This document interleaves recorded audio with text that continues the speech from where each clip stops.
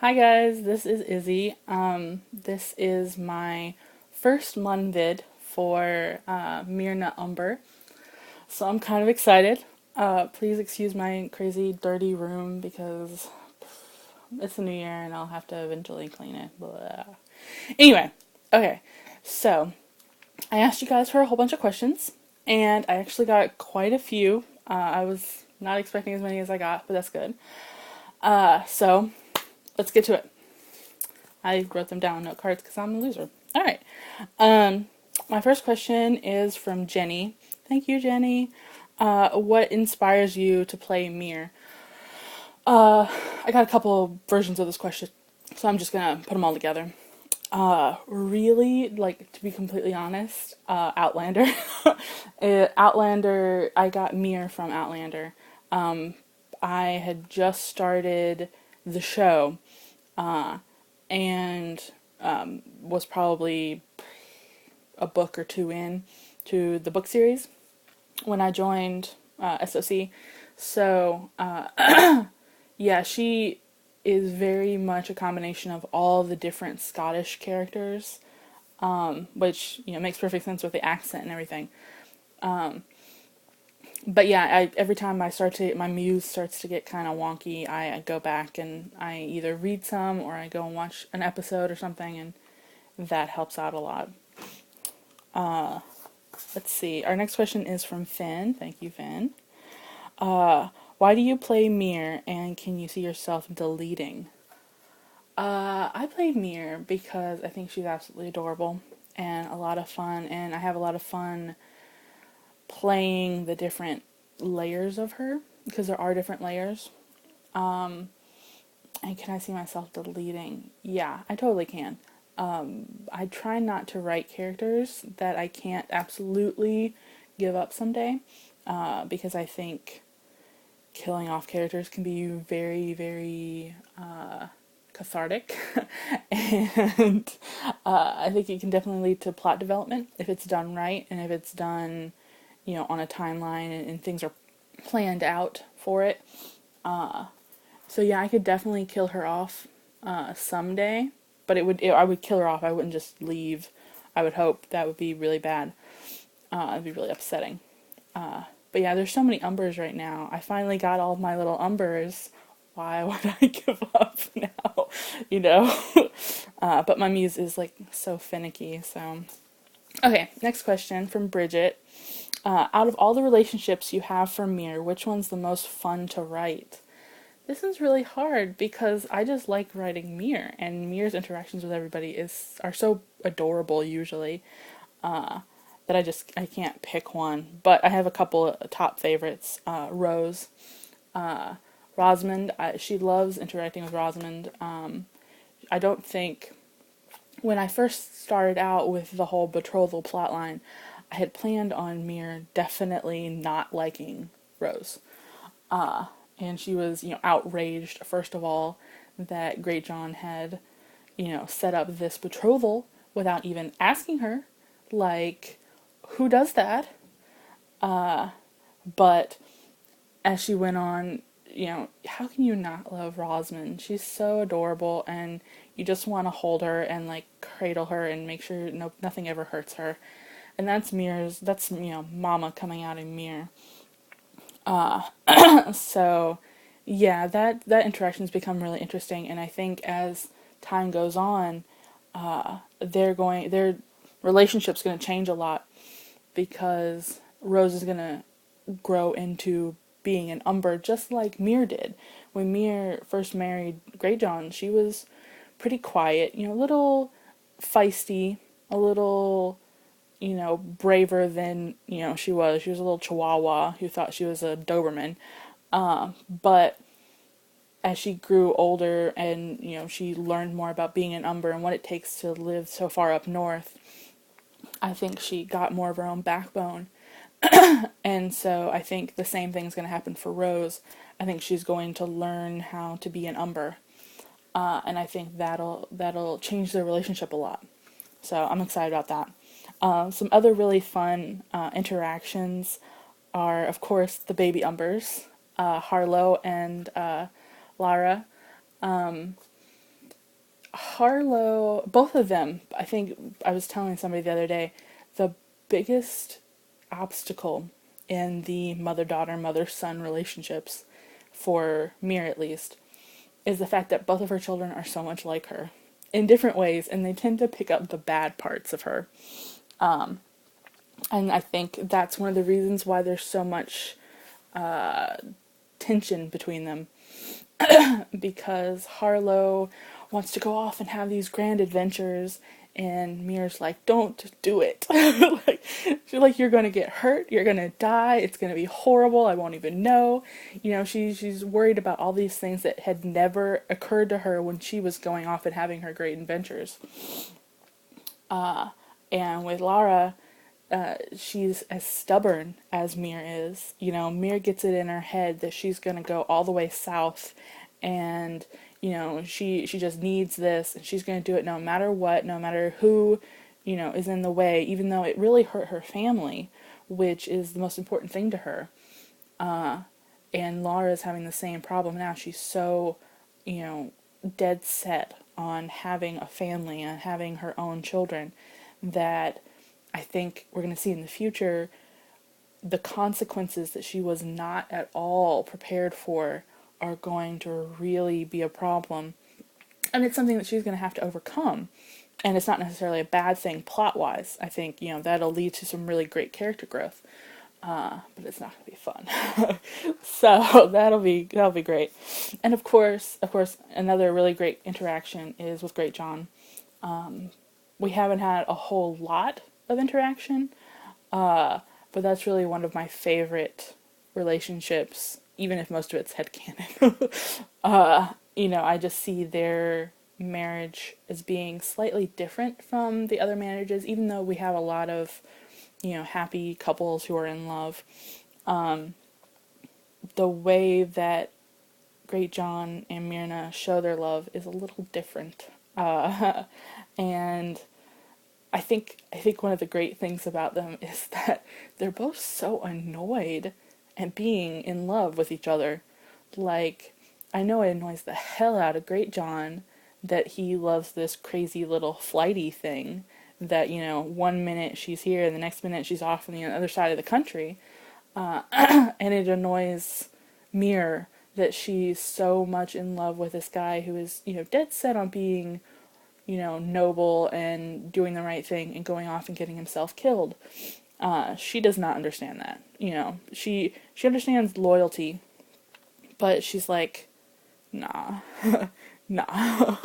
So it's complicated, and I think, they tend to show their love in the moments when nobody else is watching, which makes it lots and lots of fun, and of course makes it really confusing for the children who are like, maybe a marriage is really supposed to be about two people fighting all the time. And, they just don't get the nuances of it, because it's definitely nuanced. Okay, next question, sorry. We've got a whole bunch of Annan questions. Yay, Annans. What are some of the character relationships that you're excited to develop? Good question. I'm really excited about Rosalie. Now that Rosalie had the miscarriage, I don't think it's the same kind of loss like we were talking about, in character. It's not the same kind of loss that Mir's had. Mir's lost somebody that she's grown up, or that has grown up, and who she got to see become an adult and make choices, and she got more out of that relationship. And really, all of Rosalie's loss is of possibilities, which I think, would hurt even more. I think that's really tragic. But I'm really excited to see their relationship continue. I'd love to see them develop into, maybe not a surrogate mother-daughter thing, but close friends, because they've shared this, and I'd like to see their relationship move beyond just, commiserating. But yeah, I think that one's really fun. And of course, I'm really looking forward to playing more with the rest of the Stark family. Once Rose and Harlow tie the knot, there's going to be even more connection than Mir already had. I think there's a lot of connections already that Mir can, you know, play around with. There's Benjin, who she probably would have known as a kid. There's other, there's Ned, of course. But there's also all these little children that I feel like she would have been, the kooky, weird aunt for. So I think that would be a lot of fun. So I'm looking forward to that. Okay, next question. What are relationships outside of the people in-house you would like to develop more for Mir? Okay, so I'm assuming what you mean is characters that haven't been taken yet. That's a really great question. I would love to see some more Kranich people. I think the Kranichs are just so interesting. But being Kranich, their whole thing is really being, closed in and not really interacting with other people. So that's probably not going to happen. I would really love to see Howland though. Howland, I think, is an opportunity for Mir to explore a little more of the mysticism that I got to play around with Colgrim. And I'd love to see that, develop a little more, even if it's just, to tie the knot on it and end it. But either way, I'd like to play some more with that. And of course, I just want more people in the North. I know we have technically a lot of the numbers in the North. I know a lot of the families in the North are taken completely.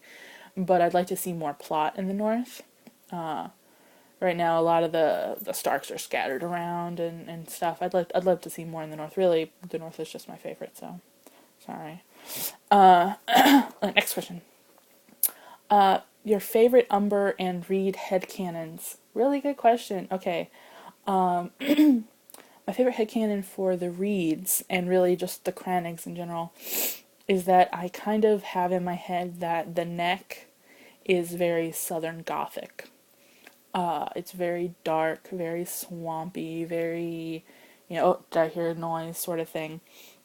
I think one of the reasons that the Kranichs are so high-strung isn't because people try and invade them all the time. It's because it's fucking scary to live there. There's always something trying to eat you. That is not conducive to, normal, normal terror levels, I guess. Okay, anyway, and the Umbers. Let's see.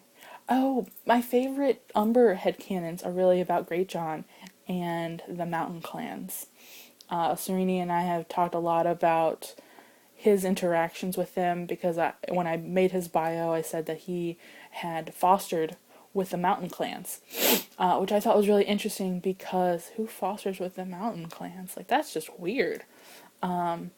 But I think it's really telling of the kind of man he is, because I see the mountain clans as being very rough and tumble, but also because they live so precariously, like their lives are constantly on the edge.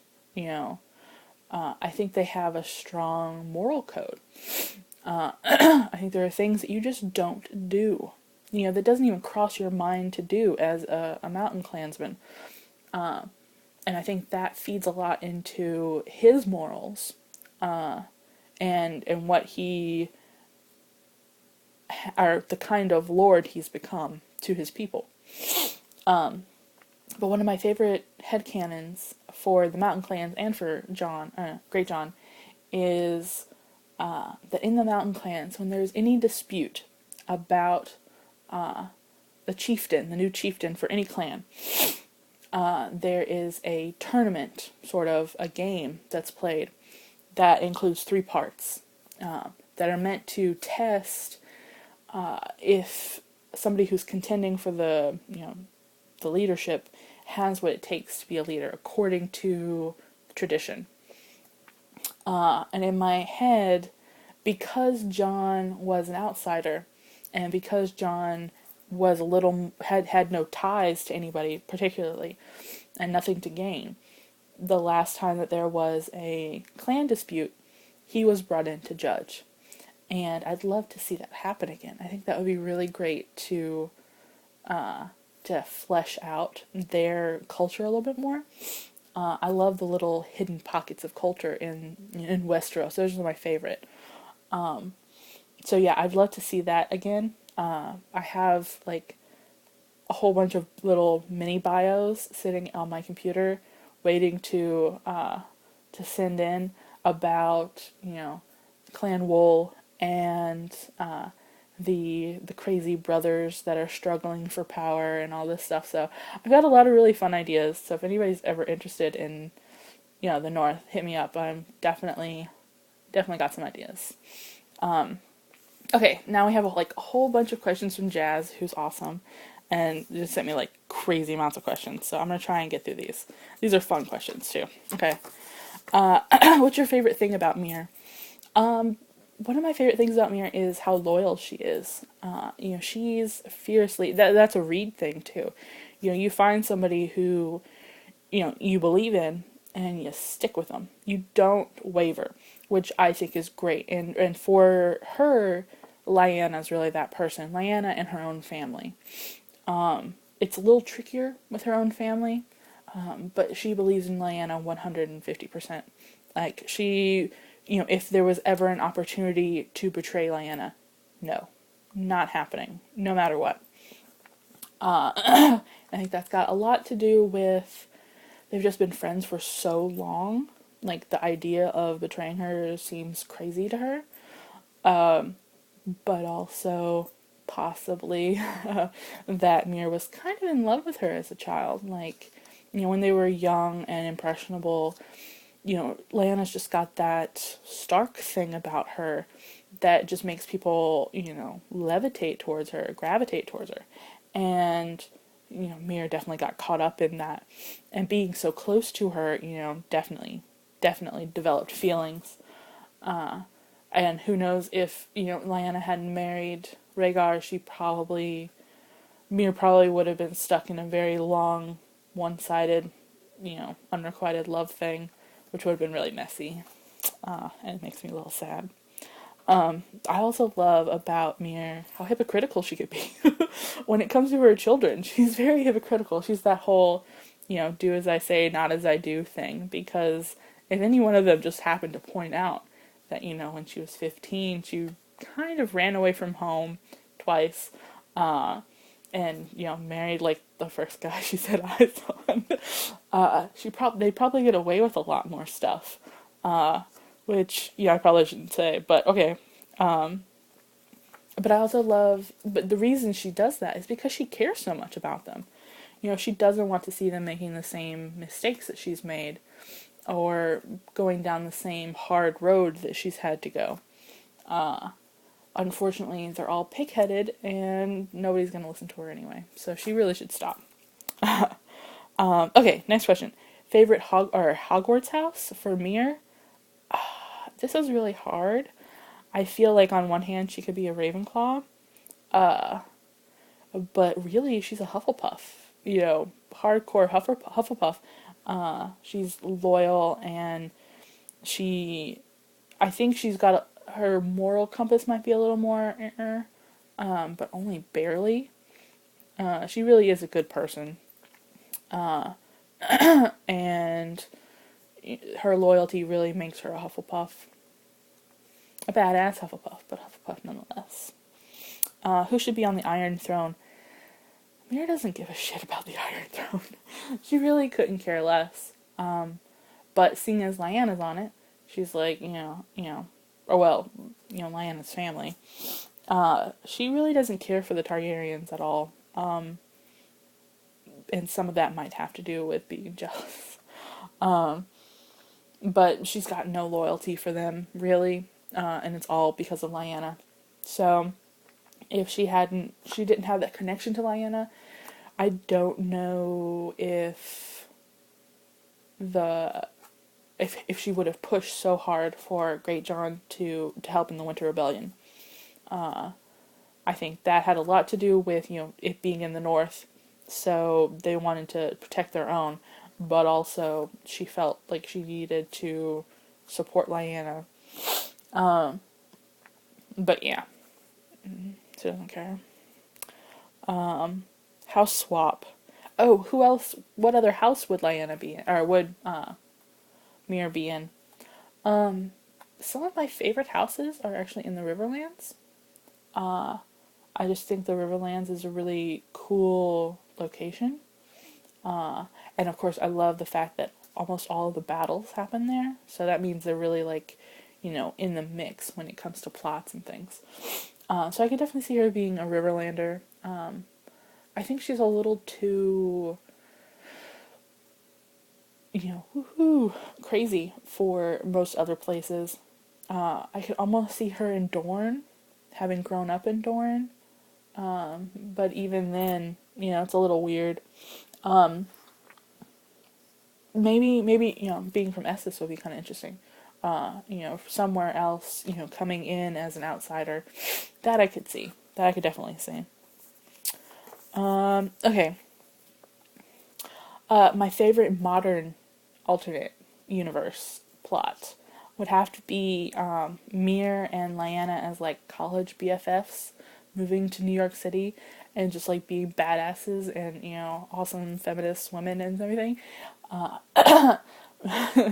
We've got some really awesome Lyanna modern AUs floating around, which are always lots of fun.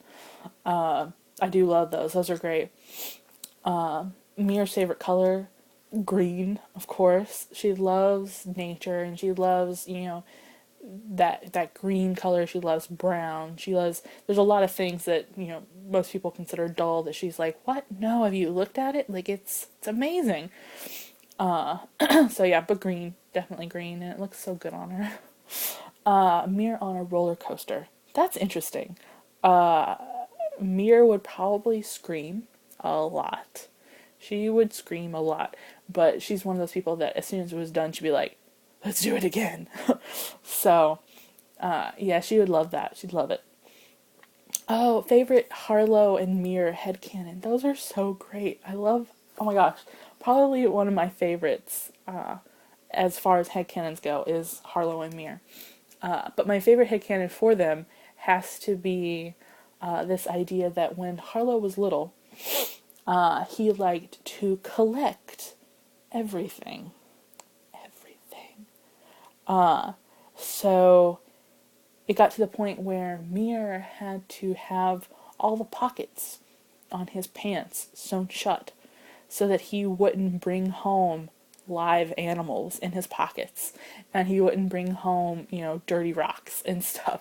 Like he would bring home everything and so she just like, I'm done with this. We're just gonna sew all your pockets shut. Didn't stop him. Of course not. It didn't stop him, but it helped a little bit. And that's totally the whole idea of Harlow bringing home, weird little animals is totally where Jeline got her collecting animals thing from. Oh, little Jeline. He would bring them to her and she'd be like, oh, I will take care of this for you. So it's totally his fault. All the random animals that were running around the castle, it was totally his fault. Okay, next question.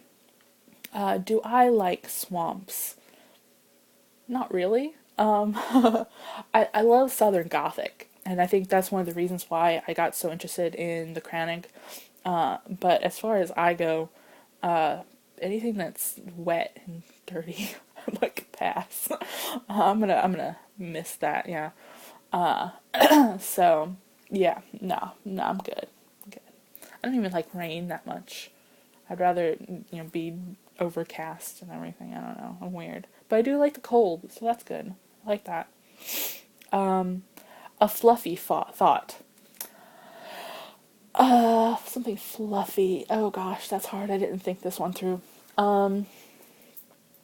I think some of my favorite like fluffy moments are the little moments that we don't actually get to see in the story. Moments where little Harlow falls asleep in Mir's lap and she can't move, but she falls asleep on the seat together, or the moments where Great John and Mir are getting along, and they're, being happy, and they're alone, and nobody's around to see them, and they don't have to fight or anything. I do love those little moments where, things are nice and happy for a little while, for just a little while. So yeah, those are great. I love the little domestic moments. But who doesn't? Who doesn't love domestic moments? They're the best. Oh my god. So yeah. Anyway, okay. So that is all my questions. You guys sent in some really great ones. Thank you so much. I would love to see more people do Mun videos. I think that'd be really fun. This one I wanted to do for my 1,000th post, even though I'm not there yet. I'm like 50 away. But also for the new year. Yay, Happy New Year, everybody. So yeah, definitely if you guys feel like it, throw out and ask for some questions, and let's see your Mun videos. I think it'll be a lot of fun. So, hi guys, yeah, so thanks so much, bye!